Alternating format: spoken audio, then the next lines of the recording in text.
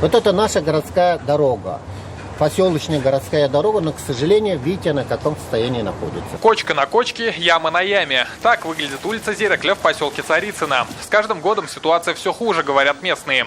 Дорогу не ремонтируют. Вели переписку с местной администрацией, но безуспешно. Ну вот люди вынуждены ездить, мучиться, на работу едут, детей водят в школу, в ясельный сад водят, обратно возят и так далее. Это вот та дорога, которая на сегодняшний день, помогает освобождать проспект Победы, Мамырзский тракт от пробки. Невозможно передвигаться, наверное, лет 10, как я знаю со слов жителей. Потому что сама я ежедневно по этой дороге еду на работу. Также едут по этой дороге и мои коллеги. На дворе 21 век.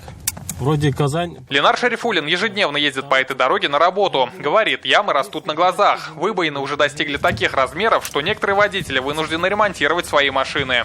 Как только купил машину, поцарапал этот порог, тоже в копеечку ремонт обошелся. Если ехать вокруг, то далеко ехать. По хорошей дороге приходится, скрипя зубами, ехать по плохой дороге. Ежедневно по этим колеям и ямам проезжает 1000 машин. Отсюда в Казань добираются жители соседних поселков – Салмычи, Малые Клыки и Константиновка. Улица Зерекля, ее общая протяженность около 3 километров. И по словам местных жителей, она вся в таком плачевном состоянии. Давайте проверим, так ли это.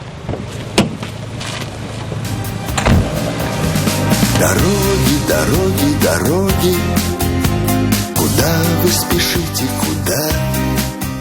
Будет ли ремонт дороги? С таким вопросом мы обратились в администрацию района. Там сказали, что о проблеме знают. Ввиду ограниченности средств, выделенных на ремонт дорог в 2019 году, не получилось ее отремонтировать. Однако в планах на последующие годы предусмотрен ремонт улиц Зерекля, Ноксинска, Натана-Рахлина, что обеспечит комфортный выезд на Мамадышский тракт и на проспект Победы. На все эти работы необходимо найти 80 миллионов рублей. В администрации надеются, просьбы большинства будут услышаны и ремонт войдет в программу 2020 года.